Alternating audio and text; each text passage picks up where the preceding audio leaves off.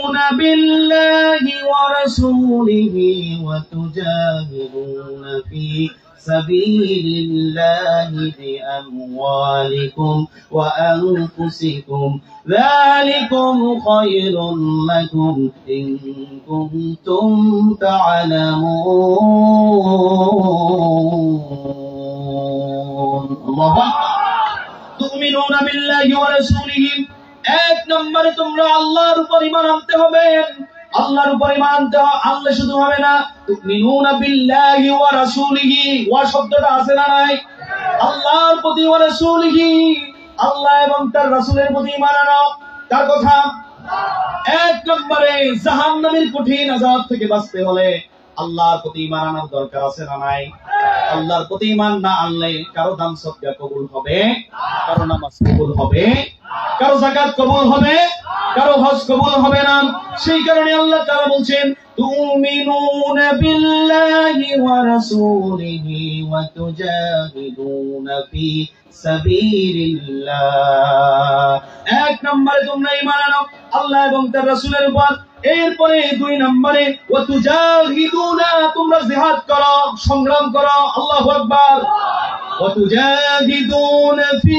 সাবিলিল্লাহি বিআমওয়ালিকুম ওয়া আনফুসিকুম তোমরা আল্লাহর রাস্তায় জিহাদ করো কার কথা আরো আস্তে বলেন কার কথা আল্লাহর পথে জিহাদ করো এবার রব্বুল আলামিনকে আমরা প্রশ্ন করি রব্বুল আলামিন তোমার প্রতি আমরা জিহাদ করার জন্য ঈমান আনয়ন করলাম তোমার প্রতি তোমার রাসূলের প্রতি ঈমান আনয়ন করলাম এরপরে স্বীকৃতি দিলাম তোমার পথে জিহাদ করব কিন্তু জিহাদ করার জন্য কি কি দরকার প্রশ্ন আছে না নাই সেই প্রশ্নের জবাবে আল্লাহ তাআলা বলছেন জবাব দিচ্ছেন কে ওই যে প্রশ্ন করেছেন হাল শব্দটি দিয়ে আল্লাহ তাআলা প্রশ্ন করেন আবার আল্লাহ রাব্বুল আলামিন বলছেন আল্লাহ রাব্বুল আলামিন বলেন ওয়া তুজাহিদুনা ফি সাবিলিল্লাহ তোমরা আল্লাহর রাস্তায় জিহাদ করো বিআমওয়ালিকুম ওয়া আনফুসিকুম তোমাদের জান এবং মাল দিয়ে সুবহানাল্লাহ সাহাবায়ে কেরাম কি বলেছিল ওই যে যেখানে বসেছিল সেই দল কি বলেছিল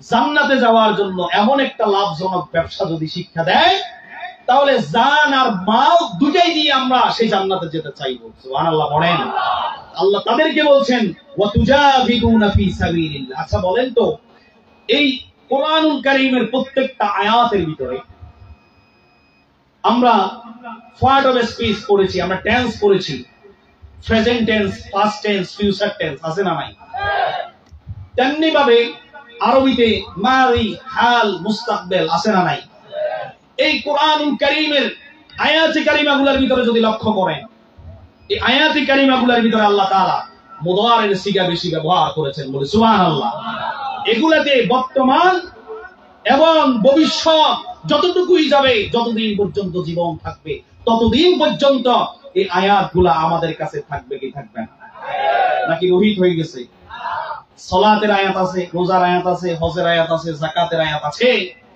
আর জিহাদের যে আয়াত সেগুলো মানসুখ হয়ে গেছে এরকম নাকি তাহলে এই কাজগুলা আমাদের জন্য বলেছেন বিশ্বনবী মুহাম্মদুর রাসূলুল্লাহ রাসূল করিম সাল্লাল্লাহু আলাইহি ওয়াসাল্লাম তাদেরকে বললেন তোমরা আল্লাহর রাস্তায় জিহাদ করো সংগ্রাম করো দুইটা জিনিস লাগবে কয়টা বিআমওয়ালিকুম ওয়া আনফুসিকুম তোমাদের মাল এবং তোমাদের জান লাগবে এই দুইটা জিনিস দিয়ে তোমরা আল্লাহর রাস্তায় জিহাদ করো কার কথা আল্লাহ তাআলা বলেন যালিকুম খায়রুল লাকুম ইন কুনতুম তা'লামুন যদি তোমরা বুঝো এটার চাইতে সফলতা আর কোনো কিছুই হতে পারে না এটাই তোমাদের জন্য উত্তম সুবহানাল্লাহ এই কথাটি বলার পরে ওই যে যারা বলল এতদিন জিহাদ জিহাদ জিহাদ চাই জিহাদ হলে আমরা নাই তারা পিছু হটে গেল আল্লাহ তাআলা মুনাফিক চিহ্নিত করে দিলেন উহুদের ময়দানে আল্লাহ তাআলা মুনাফিক চিহ্নিত করে দিলেন ঠিক কি না এই আয়াত যখন নাযিল হলো এইভাবে করে তোমরা জিহাদ করো আল্লাহর রাস্তায় জানমাল দিয়ে ফায়াকতুলুনা ওয়া ইয়াকতুলুন তোমরা শুধু মরবে না তোমরা তাদেরকে মারবে তোমরা যখন তাদেরকে মেরে যখন তোমরা বিজয় হবে তোমাদেরকে গাজীর মালা যিনি পরিয়ে দিবেন তিনি কি আর যখন তোমরা মরে যাবে তোমাদেরকে শহীদ হিসেবে কবুল করে নেবেন কে আল্লাহ তাআলা তাদের সামনে সূরাতুল বাকারা 154 নম্বর আয়াতে কারিমার ভিতরে বলছেন, ওয়ালা তাকুলু লিমান ইউকতালু ফি সাবিলিল্লাহি আমওয়াতান বাল আহইয়াউ ওয়ালাকিন লা তাশউরুন। সুবহানাল্লাহ। আল্লাহর পথে যারা লড়াই করে, যারা শহীদ হয়ে যায়, তোমরা তাদেরকে মৃত বলো না, শহীদেরা কখনো মরে না। বাল্লা হায়াউ ইনদা রাব্বিহিম ইউরযাকুন, তাদেরকে কবরের ভিতরে রিজিক দেন কে? শহীদেরা কখনো মরে না, শহীদেরা মরে আমাদের কাছে বেঁচে থাকে কি থাকে না? শহীদেরা মরে না গো, বাঁচে চিরদিন, শেষ হবে না তো কবু তাদের ঋণ। কথা বলেন ঠিক কিনা? এই আয়াতগুলো যখন নাজিল হলাম, এক পর্যায়ে বুখারীর বর্ণনাতে এসেছেন, আবু হুরায়রা রাদিয়াল্লাহু তাআলা থেকে বর্ণিত, তিনি বলেন, সুইলা রাসূলুল্লাহ সাল্লাল্লাহু আলাইহি ওয়াসাল্লাম, ইয়া রাসূলুল্লাহ, ইয়া হাবিবাল্লাহ, আইয়ুল আমালু আফদাল, সবচাইতে উত্তম আমল কোনটি? রাসূল করিম সাল্লাল্লাহু আলাইহি ওয়াসাল্লাম বললেন, তুমিনুনা বিল্লাহি ওয়া রাসূলিহি, তোমরা আল্লাহ এবং তার রাসূলের উপর ঈমান আনো। সুবহানাল্লাহ। ওই সাহাবী আবার জিজ্ঞাসা করলেন, ইলা সুম্মা মাযা, তারপরে কোনটি? রাসূল করিম সাল্লাল্লাহু আলাইহি ওয়াসাল্লাম বললেন, আল জিহাদু ফি সাবিলিল্লাহ, আল্লাহর রাস্তায় জিহাদ করো। সুবহানাল্লাহ বলেন। ওই সাহাবী বলছেন, এরপরে আমি জিজ্ঞেস করলাম, কিলা সুম্মা মাযা ইয়া রাসূলুল্লাহ, তারপরে কোনটি ইয়া রাসূলুল্লাহ? নবীজি বললেন, হজ্জুম মাবরুর, কবুল হজ। সুবহানাল্লাহ। কয়টা জিনিস? এক নম্বরে বললেন উত্তম আমল হলো, উত্তম কাজ হলো আল্লাহ এবং তার রাসূলের উপর ঈমান আনা। ওই রাসূলের উপর ঈমান আনা, আল্লাহর উপর ঈমান আনার পরে দ্বিতীয় নম্বর কাজ হলো আল জিহাদু ফি সাবিলিল্লাহ, আল্লাহর রাস্তায় জিহাদ করা। সুবহানাল্লাহ। তিন নম্বরে রাসূল করিম সাল্লাল্লাহু আলাইহি ওয়াসাল্লাম ওই সাহাবীর জবাবে বললেন, হজ করো, কবুল হজ। এই তিনটা জিনিস আমলের দিক দিয়ে সবচেয়ে উত্তম। সুবহানাল্লাহ। এই হাদিসের 2 নাম্বার পয়েন্টের ভিতরে জিহাদের কথা আছে না নাই? উত্তম আমল হলো জিহাদ। এটা শোনার পরে অন্ধ সাহাবীও জিহাদের ময়দানে যাওয়ার জন্য রাসূল করিম সাল্লাল্লাহু আলাইহি ওয়াসাল্লামের কাছে চলে আসলেন। সুবহানাল্লাহ। পড়েন, কে হাবশী, কে কিতদাস, কার পা আছে কার হাত নাই, সবাই এসে রাসূলুল্লাহ সাল্লাল্লাহু আলাইহি ওয়াসাল্লামের কাছে বললেন, ইয়া রাসূলুল্লাহ, ইয়া হাবিবাল্লাহ, আমি জিহাদের ময়দানে যেতে চাই। সুবহানাল্লাহ বলবেন না? তাহলে নামাজ যেভাবে ফরজ, রোজা যেভাবে ফরজ, হজ যেভাবে ফরজ, যাকাত যেভাবে ফরজ, জিহাদ সেভাবে ফরজ না নফল? ওয়াজিব না ফরজ? সুন্নাহ না ফরজ? ফরজ। এটি রাসূল করিম সাল্লাল্লাহু আলাইহি ওয়াসাল্লামের যে সুন্নাহগুলা সমাজের ভিতরে কায়েম করার জন্য, আমাদেরকে মুসলমান বলো, এটার জন্য আমরা টুপি পরেই, দাড়ি রাখি, জুব্বা গায়ে দিই। রাসূল করিম সাল্লাল্লাহু আলাইহি ওয়াসাল্লামের সুন্নাহগুলোর ভিতরে এক নম্বর, প্রথম এবং প্রধান সুন্নাহ হলো জিহাদের ময়দানে যাওয়া। আল্লাহু আকবার। রাসূল করিম সাল্লাল্লাহু আলাইহি ওয়াসাল্লাম সাহাবীদের মাঝে ঘোষণা দিলেন, জিহাদের ময়দানে যারা যাবেন, যারা শহীদ হবে, তাদেরকে সরাসরি জান্নাতে পাঠাবেন কে? নামাজ পড়ি, এটা জান্নাতে যাওয়ার একটা মাধ্যম। রোজা রাখি, এটা জান্নাতে যাওয়ার একটা মাধ্যম। হজ করি, এটা জান্নাতে যাওয়ার একটা মাধ্যম। ঠিক কিনা? যাকাত দেই, এটা জান্নাতে যাওয়ার একটা মাধ্যম। নামাজ পড়লেই সরাসরি জান্নাতে যাওয়া যাবে না। ঠিক কিনা? নামাজ পড়ে এসেছেন মসজিদ থেকে, আপনি বলতে পারবেন নামাজ হইছেন? তাহলে এটা মাধ্যম নাকি সরাসরি জান্নাতে যাওয়ার ঠিকানা? এটা হলো মাধ্যম। যদি কবুল হয় যাবেন, না হলে যাওয়ার কোনো সুযোগ। এই গেট দিয়ে ঢুকবেন, এই মাহফিলের সামনে একটা গেট আছে, এই গেটের ভিতরে ঢোকার জন্য একটা পারমিশন কার্ড আছে। এই কার্ড দিয়ে যার কাছে আছে সেই ঢুকতে পারবে, যার কাছে এই কার্ডটা নাই সেই ঢুকতে পারবে, সেই সারাদিন চেষ্টা করলেও পারবে। যদিও কার্ড থাকে, এই যে খলিফা বাড়ি যুব সংগঠন, এটা থাকার দরকার আছে না নাই? নামাজ আপনার কবুল হলে আপনি যাবেন, নামাজ বেহেশতের চাবি। রোজা রাখলে আপনি, রোজা যদি কবুল হয়, তারপরে আপনি জান্নাতে যেতে পারবেন। ঠিক কিনা? সারাদিন রোজা রেখেছেন, সন্ধ্যাবেলা গ্যারান্টি দিতে পারবেন রোজা কবুল হয়েছে। হজ করেছেন, হাজি সাহেব লাগাইছেন, মক্কা শরীফ থেকে আপনি বাড়িতে এসেছেন, কিন্তু আপনার বলার কোনো সুযোগ নাই। আপনার হজটা কবুল হয়েছে, তবে কবুল হওয়ার সম্ভাবনা আছে এতটুকু বলা যায়, ঠিক কিনা? কবুল হইলে জান্নাতে যাবেন, এটা জান্নাতে যাওয়ার মাধ্যম হবেন। আপনার যদি যাকাত যদি কবুল হয়, তারপরে আপনি জান্নাতে যাবেন। যদি যাকাতটা কবুল না হয়, জান্নাতে যাওয়ার সুযোগ নাই। যাকাত দিয়ে লাইন ধরায় ছবি উঠাইতে পারবেন, সেটা ফেসবুকে দিতে পারবেন, সেটা তেল দিয়ে আবার মানুষদের থেকে নিয়ে ফেলতে পারবেন, কিন্তু আল্লাহর জান্নাতে যাওয়া সম্ভব না। এগুলা হলো জান্নাতে যাওয়ার মাধ্যম। কিন্তু রাসূল করিম সাল্লাল্লাহু আলাইহি ওয়াসাল্লাম বলেছে, যারা জিহাদের ময়দানে যাবে, আল্লাহর পথে সংগ্রাম করবে, কিতাল ফি সাবিলিল্লাহ, আল্লাহর রাস্তায় জিহাদ করবে, জিহাদের ময়দানে যাবে, ওই জিহাদের ময়দানে যতক্ষণ থাকবে ততক্ষণ সে আল্লাহর জান্নাতে থাকবে। যদি সেখান থেকে যায় শহীদ হয়ে যায়, সরাসরি তাকে জান্নাতে পাঠিয়ে দিবেন যিনি, তিনি কে? এই কথাটি যখন বললেন, সব চাইতে সাহাবায়ে কেরাম গুরুত্ব দিলেন এই জিহাদ। নবীজি বদরের নেতৃত্ব দিলেন। বদরের যুদ্ধ সংগঠিত হলাম, উহুদের যুদ্ধ সংগঠিত হলাম, হুদাইবিয়ার যুদ্ধ সংগঠিত হলাম, সিফফিনের যুদ্ধ সংগঠিত হলাম। এইভাবে করে খন্দকের যুদ্ধ সংগঠিত হলো। এক পর্যায়ে রাসূল করিম সাল্লাল্লাহু আলাইহি ওয়াসাল্লাম 629 খ্রিস্টাব্দে, কত খ্রিস্টাব্দে? 629 খ্রিস্টাব্দে রাসূল করিম সাল্লাল্লাহু আলাইহি ওয়াসাল্লাম বললেন, ও আমার সাহাবীরা, যারা ঈমান আনয়ন করেছো, তোমরা শোনো, ওই জর্দানের পাদদেশে মুতার প্রান্তরে রোমান সৈন্যদের সাথে তোমাদেরকে সংগ্রাম করতে হবে, তোমরা তৈরি হও। তখন মুসলমানদের সংখ্যা দাঁড়িয়েছেন 3000। কয় হাজার? আর রোমানরা হলো 2 লক্ষ। কত লক্ষ? নবীজি মসজিদে নববীর ভিতরে সব সাহাবীকে একত্রিত করলেন। সব যুদ্ধে যাওয়ার সময় রাসূল করিম সাল্লাল্লাহু আলাইহি ওয়াসাল্লাম যেই যুদ্ধে যেতেন, সেই যুদ্ধে তিনি নেতৃত্ব দিতেন। আর যে সারিয়া ছোট ছোট যুদ্ধগুলা সংগঠিত হতো, যেই যুদ্ধে রাসূল করিম সাল্লাল্লাহু আলাইহি ওয়াসাল্লাম যেতেন না, সেই যুদ্ধে রাসূল করিম সাল্লাল্লাহু আলাইহি ওয়াসাল্লাম সেনাপতি নিযুক্ত করতেন। সুবহানাল্লাহ। একজন সেনাপতি নিযুক্ত করতেন। তোমরা এটাকে আমির মানবা কেন?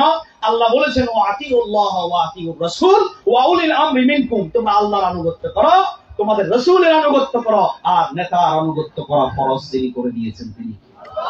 তবে নেতা আলখোর, ডাইলখোর, গাঁজাখোর, ফেনসিডিলখোর, ইয়াবাখোর, খাটের নিচে সয়াবিন তেল লুকানো নেতার আনুগত্য করা যাবে না।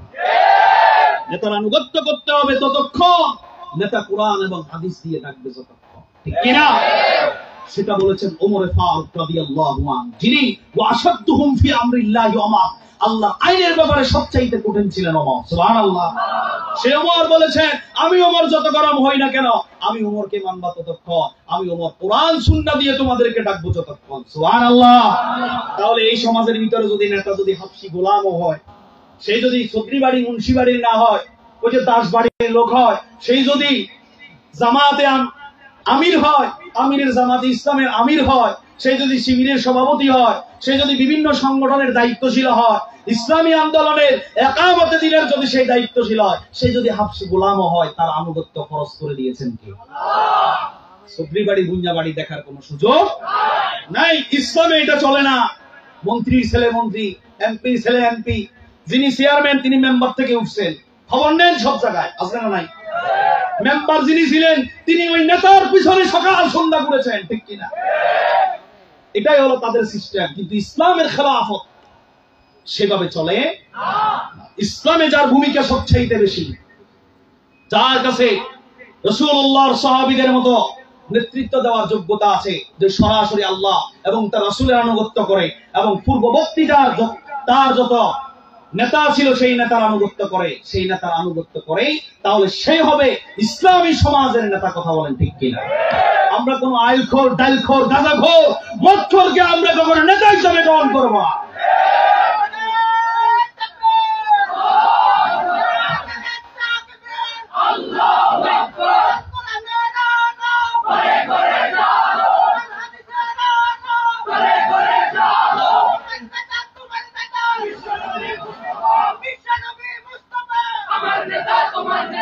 আল্লাহ স্লোগানগুলোকে কবুল করে নিক, বলি আমিন। রাসূল করিম সাল্লাল্লাহু আলাইহি ওয়াসাল্লাম মসজিদে নববীর ভিতরে সব সাহাবীকে ডাকলেন। ওই জর্দানের পাদদেশে মুতার প্রান্তরে রোমানদের সাথে সংগ্রাম করতে হবে, কিন্তু আমার সাহাবীরা তোমরা শুনে রাখো, তাদের সংখ্যা হলো 2 লক্ষ। কত লক্ষ? ওই সময়ে মুসলমানদের ঈমান আনয়নকারীর সংখ্যা হলো 3000। কত হাজার? 3000 মুসলমান সংখ্যা শূন্য, আর মুতার রোমান সৈন্য হলো 2 লক্ষ। নবীজি ওই যুদ্ধের অবস্থানগুলা লুক আউট করে, দেখাশোনা করে, পূর্ব প্রস্তুতি নিয়ে রাসূল করিম সাল্লাল্লাহু আলাইহি ওয়াসাল্লাম সব যুদ্ধে সেনাপতি নিযুক্ত করতেন। একটা, কয়টা? কিন্তু এই যুদ্ধে রাসূল করিম সাল্লাল্লাহু আলাইহি ওয়াসাল্লাম নেতা সেনাপতি নিযুক্ত করেছেন 3 জন। কয়জন? এই 3 জন যখন সেনাপতি নিযুক্ত করা হলো, আল্লাহর নবীর সাহাবীরা বুঝতে কষ্ট হলো না। এই যুদ্ধে লড়াই করতে হবে প্রাণপণে। এই যুদ্ধ একদিনে শেষ হবে না। তাদের সাথে লড়াই করতে গেলে কচু কাটা হওয়ার সম্ভাবনা আছে না নাই? আর যাদেরকে সেনাপতি বানালেন, ওই আল্লাহর নবীর সাহাবীরাও তারা যুদ্ধে যাওয়ার আগে বুঝে গেলেন তারা একজনও ফিরবেন না। আল্লাহু আকবার। নবীজি 3 জনকে নিযুক্ত করলেন। নিযুক্ত করার সিস্টেমটি দেখেন। জিহাদ আসলে, সংগ্রাম আসলে কোন এমপি তার ছেলেকে ময়দানে পাঠায়? কথা বলেন, পাঠায়? রাসূল করিম সাল্লাল্লাহু আলাইহি ওয়াসাল্লাম ওদিন মুদার যুদ্ধে সাহাবীদেরকে যখন পাঠাচ্ছে, 1 নম্বরে সেনাপতি নিযুক্ত করলেন যায়েদ ইবনে হারসা, রাসূল করিম সাল্লাল্লাহু আলাইহি ওয়াসাল্লামের পালক পুত্র, যার শানে আল্লাহ তাআলা কোরআন কারীমের ভিতরে আয়াত নাযিল করেছেন। সুবহানাল্লাহ। নবীজি বললেন, ও যায়েদ দাঁড়িয়ে যাও। যায়েদ ইবনে হারিস তিনি ছিলেন রাসূল করিমের পালক পুত্র। ওই যায়েদ দাঁড়ালেন। 2 নম্বরে নবীজি বললেন, ওই যুদ্ধে নেতৃত্ব দিবেন জাফর। জাফর ইবনে আবু তালেব। প্রথম সেনাপতি বানালেন নিজের পালক পুত্রকে, দ্বিতীয় সেনাপতি বানালেন নিজের চাচাতো ভাইকে। সুবহানাল্লাহ। যিনি ছিলেন আলীর ভাই, আলী ইবনে আবু তালেব। আবু তালেবের 2 সন্তান। দেখুন, 2 সন্তানই ইসলামের জন্য আল্লাহ কবুল করেছেন। সুবহানাল্লাহ। পড়ে জাফর ইবনে আবু তালেব দ্বিতীয় সেনাপতি নিযুক্ত করলেন। রাসূল করিম সাল্লাল্লাহু আলাইহি ওয়াসাল্লাম বললেন, 3 নম্বরে দায়িত্ব পালন করবে আব্দুল্লাহ বিন রাওয়াহা, যিনি সদ্য বিবাহিত করেছেন, হাতের ভিতরে এখনো মেহেদি আছেন। এই ঘোষণা দিয়ে রাসূল করিম সাল্লাল্লাহু আলাইহি ওয়াসাল্লাম বললেন, ও আমার সাহাবীরা, তোমাদের জুব্বা আর টুপি খোলো। ওই লোহা পরোয়া যুদ্ধের যেই পোশাক সেটা তোমরা পরে রেডি হও। সুবহানাল্লাহ। যুদ্ধ পরে যুদ্ধের ময়দানে খেলা চলে? টুপি পরে, জুব্বা পরে কেউ যুদ্ধতে পারবে? কথা বলেন, পারবে? যখন জিহাদের ঘোষণা দিতেন, নবীজি বললেন, এবার জুব্বা আর টুপি খুলে জিহাদের ময়দানের জন্য প্রস্তুত হও। সুবহানাল্লাহ।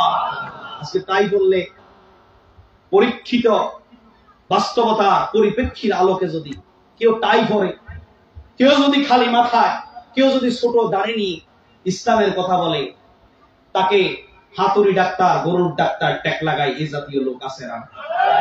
তাই পরে জুব্বা পরে প্রয়োজনে জুব্বা পরতে হবে, প্রয়োজনে টুপি খুলে, জুব্বা খুলে জিহাদের পোশাক পরে জিহাদের ময়দানে যেতে হবে। সুবহানাল্লাহ। রাসূল করিম সাল্লাল্লাহু আলাইহি ওয়াসাল্লাম বললেন, তোমরা তোমাদের পরিবারের সাথে দেখা সাক্ষাৎ করে আসো, আর বাকিরা জিহাদের ময়দানে যাওয়ার জন্য প্রস্তুতি গ্রহণ করো। রাসূল করিম সাল্লাল্লাহু আলাইহি ওয়াসাল্লামের সাহাবীরা প্রস্তুত হয়ে গেলেন। আব্দুল্লাহ বিন রাওয়াহা সদ্য বিবাহিত সাহাবী, বাড়ির পাশে গেলেন, দরজা একটু টোক দিলেন। টোক দেওয়ার পরে দরজা খুললো। স্ত্রী যখন বের হলো, সেই স্ত্রীর দিকে 1 সেকেন্ডের জন্য তাকালেন না। আল্লাহু আকবার। স্ত্রী বললেন, ও আমার স্বামী, ভিতরে আসেন, আপনি তো আমার ঘরে আসতে অনুমতির প্রয়োজন নাই। ওই আল্লাহর নবীর সাহাবী আব্দুল্লাহ বিন রাওয়াহা সেই বলল, ও আমার বিবি, কলিজার টুকরা, তোমার ঘরে যাওয়ার সুযোগ নাই। যেখানে আল্লাহর বিধান, ফরজ বিধান বাস্তবায়ন করার জন্য আমার বিশ্ব নবী মুহাম্মদুর রাসূলুল্লাহ জিহাদের ডাক দিয়েছেন। সুবহানাল্লাহ। স্ত্রী বললেন, না স্বামী, আল্লাহর কসম করে বলি, আপনার কাছে যাব না, আপনাকে টাচ করব না, আপনাকে স্পর্শ করব না, শুধুমাত্র আপনার চেহারাটা একটু দেখান, যাতে কিয়ামতের ময়দানে কিয়ামত যখন সংগঠিত হবে তখন আমি যেন আপনার চেহারাটা একটু দেখে আপনাকে চিনে নিতে পারি। সুবহানাল্লাহ। স্বামী বললেন, না, যদি সত্যিকারের স্বামী স্ত্রী হতে পারি, যদি সত্যিকারের স্বামী স্ত্রী হয়ে থাকি, সবর করো, কিয়ামতের দিন তুমি চিন্তা হবে না, আল্লাহর ফেরেশতারা তোমাকে আমাকে একসাথে করে জান্নাতে দিবে। সুবহানাল্লাহ। যুদ্ধ শুরু হয়ে গেল। যায়েদ ইবনে হারেসা রাদিয়াল্লাহু আনহু প্রথম শুরুতে রোমান সৈন্যদের সাথে সংগ্রাম করা শুরু করলেন। যায়েদ জিহাদের ময়দানে শহীদ হয়ে গেলেন। আল্লাহু আকবার। দ্বিতীয় সেনাপতি জাফর বিন আবু তালিব রাদিয়াল্লাহু আনহু, তিনি জিহাদের পতাকা, কালেমার পতাকা তিনি ডান হাতে তুলে ধরলেন। রোমান সৈন্যরা তার ডান হাতটা কেটে ফেলে দিল। ডান হাত যখন কেটে ফেলে দিলেন, এবার বাম হাতে কালেমার পতাকা, লা ইলাহা ইল্লাল্লাহ মুহাম্মাদুর রাসূলুল্লাহ, সবাই পড়ি সাল্লাল্লাহু আলাইহি ওয়াসাল্লাম, এই পতাকাটি যখন বাম হাতে ধরলেন তখন রোমান সৈন্যরা এক ছুরির আঘাতে ওই জাফরের বাম হাতটা কেটে ফেলে দিল। আল্লাহু আকবার বলেন। ডান হাত কেটে ফেলে দিলেন, বাম হাত কেটে ফেলে দিলেন। এই দুইটা হাত যখন কেটে ফেলে দিলেন, এবার তিনি মুখের ভিতরে আল্লাহর কালেমার পতাকাটা সেই উত্তীর্ণ করে ধরলেন। এক পর্যায়ে জাফরের শরীরের ভিতরে 50টি তীর ওই কাফেররা নিক্ষেপ করলেন। আল্লাহু আকবার। তরবারির আঘাত করলেন। এক পর্যায়ে হযরত জাফর বিন আবু তালিব রাদিয়াল্লাহু আনহু জিহাদের ময়দানে শহীদ হয়ে গেলেন। আল্লাহু আকবার। তৃতীয় সাহাবী আব্দুল্লাহ বিন রাওয়াহা, তিনি জিহাদের পতাকা ধরলেন। এই জাফর বিন আবু তালিব রাদিয়াল্লাহু আনহু যখন তিনি শহীদ হয়ে গেলেন তখন তিনি আল্লাহর জান্নাতে সরাসরি চলে গেলেন। সুবহানাল্লাহ। আব্দুল্লাহ ইবনে ওমর রাদিয়াল্লাহু আনহুর সূত্রে বুখারীর বর্ণনাতে এসেছে, আব্দুল্লাহ ইবনে ওমর রাদিয়াল্লাহু আনহু বলেন, সেদিন আমরা জাফরের শরীরে একটা নয়, দুইটা নয়, 50টি তীর আমরা তার শরীর থেকে খুলেছি। আল্লাহু আকবার। এরপরে আমরা অনেকগুলো তরবারির আঘাত তার পিঠের ভিতরে পেয়েছি। আল্লাহু আকবার বলেন। তার তরবারির আঘাত আমরা করেছি। এরপরে আরেকটি বর্ণনা থেকে এসেছে, আব্দুল্লাহ ইবনে আব্বাস রাদিয়াল্লাহু আনহু তিনি বলেন, আব্দুল্লাহ ইবনে আব্বাস রাদিয়াল্লাহু আনহু বলেন, রাসূল করিম সাল্লাল্লাহু আলাইহি ওয়াসাল্লাম বলেন, যেদিন মুতার প্রান্তরে জাফর শহীদ হয়ে গেল, আল্লাহর রাস্তায় চলে গেলেন, সেদিন আল্লাহ রাব্বুল আলামিনের হাবিব রাসূল করিম সাল্লাল্লাহু আলাইহি ওয়াসাল্লাম সেদিন জাফরকে আল্লাহর জান্নাতের ভিতরে দেখেছেন। সুবহানাল্লাহ। সাহাবীদেরকে বলছেন, আমার সাহাবীরা, আমি আমার জাফরকে জান্নাতের ভিতরে উড়ে বেড়াতে দেখেছি। সুবহানাল্লাহ। এই দলিলটা নেওয়ার দরকার আছে না নাই? জান্নাতের ভিতরে এত নিয়ামত রেখেছেন আল্লাহ রাব্বুল আলামিন। যখন জিহাদের ময়দানে কোনো সাহাবী, যখন জিহাদের ময়দানে কোনো মুজাহিদ যখন শহীদ হয়ে যায়, তখন তারা সরাসরি আল্লাহর জান্নাতে চলে যায়, আল্লাহর জান্নাতের নিয়ামত দেখতে পায়। সুবহানাল্লাহ। বুখারীর বর্ণনাতে এসেছে, আনাস ইবনে মালিক রাদিয়াল্লাহু আনহু তিনি বলেন, আন্নান নবী সাল্লাল্লাহু আলাইহি ওয়াসাল্লাম قال, নবী করিম সাল্লাল্লাহু আলাইহি ওয়াসাল্লাম বলেন, মা মিন আহাদিন ইয়াদখুলুল জান্নাতা ইউহিব্বুহু আন ইউরাজি'a ইলা দুনিয়া ওয়া ইন্না ওয়ালাহু মা আলাল আরদি মিন শাই গায়রা আশ-শাহীদ ওয়া ইন্নাহু ইয়াতামান্না আন ইয়ারজি'a ফায়াক্তালু 10 মাররাতিন লিমা ইয়ারা মিনাল কারামা। সুবহানাল্লাহ। দুনিয়ার জমিন থেকে যখন মানুষগুলা জান্নাতে যাবেন, জান্নাতে যাওয়ার পরে ওই জান্নাত থেকে কোন মানুষ দুনিয়ার জমিনে আসতে চাইবে? জান্নাতের ভিতরে নিয়ামত দুনিয়ার চাইতে বেশি না কম? এমন কোন নিয়ামত আল্লাহ তাআলা বাকি রাখেন নাই যেটা জান্নাতের ভিতরে নাই, যেটা জান্নাতের ভিতরে হাজার হাজার লক্ষ গুণ বাড়িয়ে রাখেন নাই। সব মানুষ জান্নাতের ভিতরে ঢুকবে, ওই জান্নাতের ভিতর থেকে আর বের হইতে চাইবে না। তবে এক শ্রেণীর লোক আছে, তারা হলো শহীদ। সুবহানাল্লাহ। ওই শহীদেরা দুনিয়ার জমিনে আবার আসতে চাইবে। জিজ্ঞেস করা হলো, কেন তোমরা আবার দুনিয়ার জমিনে যেতে চাও? তারা বলে, আমরা দুনিয়ার জমিনে আবার যেতে চাই, আমরা আবার ফায়াক্তালু, আবার আমরা আল্লাহর রাস্তায় সংগ্রাম করতে চাই। সুবহানাল্লাহ। আবার আমরা দুনিয়ার জমিন থেকে আবার আমরা শহীদ হয়ে আবার আমরা আল্লাহর জান্নাতে আসতে চাই, আবার আমরা দুনিয়ার জমিনে যেতে চাই। এইভাবে করে আশারা মাররাতিন তারা 10 বার তারা শহীদ হতে চাইবে। কতবার? 10 বার তারা শহীদ হতে চাইবে। কেন তাদেরকে জিজ্ঞেস করা হলো? তারা বললেন জান্নাতের ভিতরে সবচাইতে মর্যাদার আসনে আদিষ্ট হবেন শহীদরা। সুবহানাল্লাহ। আমরা জান্নাতের ভিতরে ওই শহীদের মর্যাদা দেখতে পেলাম। তাহলে যুদ্ধ শুরু হয়ে গেল। কি হয়ে গেল? যুদ্ধ শুরু হয়ে গেল। একজন দুইজন শহীদ হয়ে গেলেন। আব্দুল্লাহ বিন রাওয়াহা তিনি নেতৃত্ব দিতে শুরু করলেন। এক পর্যায়ে তিনি এই জমিন থেকে বিদায় হয়ে গেলেন। আল্লাহু আকবার।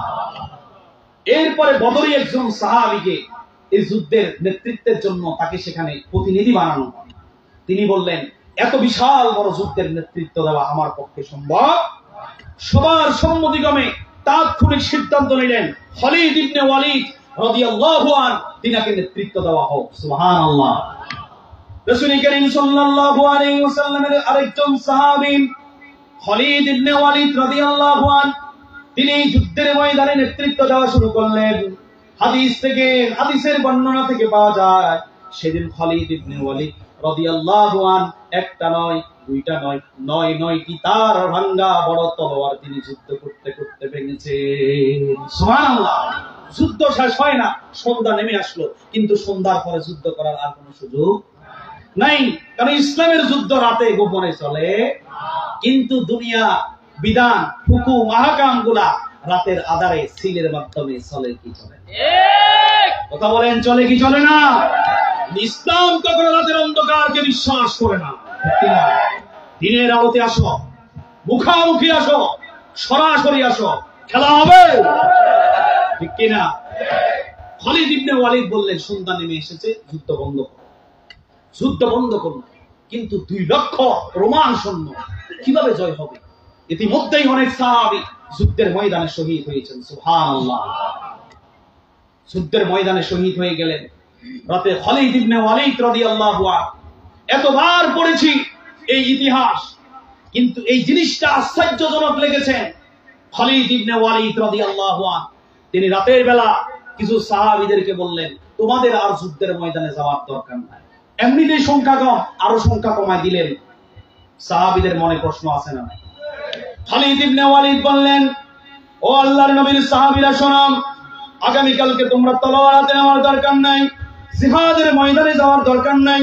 এই 2 ভাগ জিহাদের ময়দানে জিহাদ করবে, আর তোমরা ওই পাহাড়ের পাদদেশে উঠবা, তোমরা ছাই নিবা, বালুই নিবা। সকালে ফজর হওয়ার পর থেকে তোমরা সেই ছাই আর বালিগুলা তোমরা শুধু উড়াতে থাকবা। সুবহানাল্লাহ। ওই আবু বকরের ছাই দরকার আছে না? খালিদ ইবনে ওয়ালিদ কেমন বিচক্ষণ সাহাবী ছিলেন। তিনি বললেন সকালবেলা তোমাদের ডিউটি হলো এটা, সকালের ফজর পড়তে শুরু হলো, আবার তুমুল লড়াই সংগ্রাম শুরু হলো।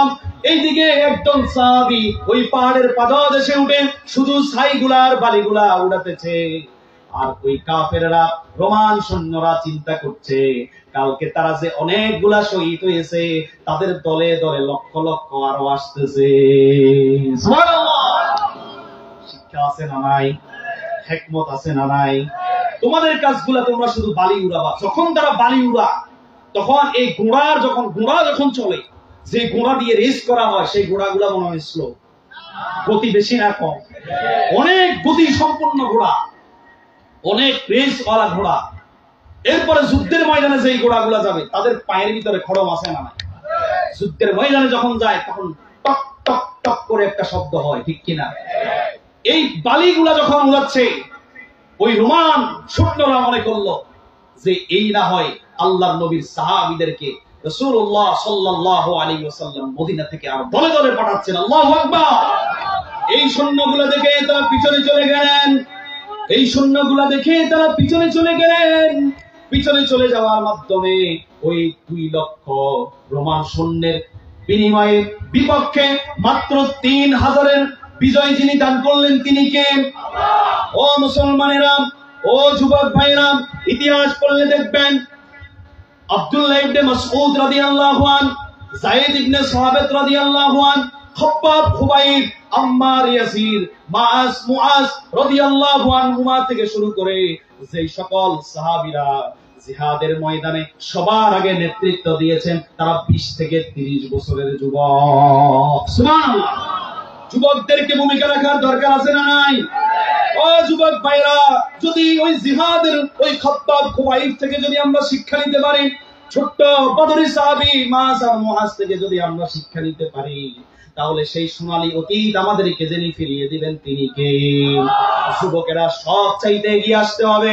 টকবকে যুবকের ওই বয়সে জিহাদের তামান্না অন্তরে থাকতে হবে, আল্লাহর রাস্তায় জান আর মাল খরচ করতে হবে।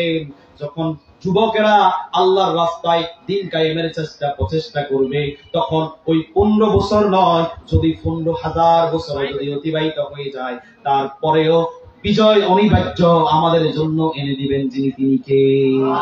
15 বছর পর্যন্ত মাহফিলে আমরা কথা বলতে পারি না, ঠিক কিনা?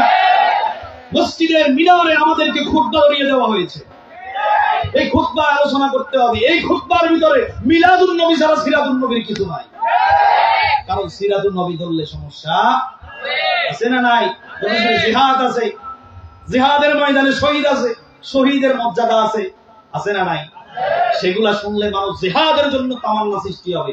সেই কারণে আলোচনা করবেন নামাজের, রোজা, হজ, যাকাতের, জিকিরের, আল্লাহ শুকরিয়া, এরপরে মিলাদুন নবী, এগুলো আলোচনা করবেন। এটার বাইরে যাওয়া যাবে না। এই জাতীয় ডাকাত সমাজের ভিতরে ছিল কি ছিল না? মাহফিলে আসলেই কত আলেম থেকে মাইকের হর্ন কেড়ে নেওয়া হয়েছে, অন্তরে জ্বালা সৃষ্টি হয়েছে। আল্লাহকে বিচার দিয়েছি যে আল্লাহ, আজকে আমরা দুর্বল, কিন্তু আমরা বিশ্বাস করি বদরের 313 জনের সাথে যে আল্লাহ ফেরেশতা দিয়েছিল সে আল্লাহ আমাদের কাছে এখনো আছে। তা বলেন ঠিক কিনা? সে আল্লাহ পথ কোনটা দিয়ে পতন আসবে কেউ বলতে পারে না, পারে কে? নামাজের ভিতরে ইমাম সাহেব ভুল করে, একবার ভুল করে, মুসল্লিরা লোকমা দেয়, 2 বার লোকমা দেয়, 3 বার লোকমা দেয়, 3 বারের পরে বলে ইমাম সাহেব আপনার পিছনে ইক্তেদা করা যাবে না, আছে না নাই? এই জিনিসটা আমরা করব কি করব না, বা করি কি করি না? করি। কিন্তু আমার সোনার যুবক ভাইরা দেখিয়ে দিয়েছেন 15 বছরের ভিতরে প্রথম 5 বছর ভুল করে লোকমা দিয়েছি, শুনো নাই। 10 বছরের মাথায় দ্বিতীয়বার লোকমা দিয়েছি, শুনো নাই। 15 বছরের মাথায় তৃতীয়বারের মতো লোকমা দিয়েছি, শুনো নাই। এক খাওয়া দিয়ে যুবক ভাইরা দুনিয়ার জমিন থেকে অস্তিত্ব বিলীন করে দিয়েছে। শিক্ষা নাও, শিক্ষা নিতে হবে। স্বৈরাচার কখনো জনগণের প্রিয় হতে পারে না, ঠিক কিনা? মানুষের উপর জুলুম কেন করবেন? আল্লাহ তাআলা ক্ষমতা দিয়েছেন, এটা আল্লাহর নিয়ামত। আপনার এমপি মন্ত্রী যারা গান বাজনা করে সংসদে দাঁড়িয়ে বলেছেন আমরা বুখারী শরীফ পড়েছি, মুসলিম শরীফে পড়েছি, তিরমিজি শরীফ পড়েছি, সিয়াসিত্তার হাফেজ, আছে না? দাদা এই জিনিসগুলো খুঁজে পাই নাই, কোন পথ দিয়ে পতন হবে? আল্লাহু আকবার বলেন। যুবক ভাইয়েরা, বলছিলাম যুবকদের কারণে আমরা যুবকদেরকে বিভিন্ন দলে বিভক্ত করব না। সব যুবক আমার দেশের সম্পদ, ঠিক কিনা?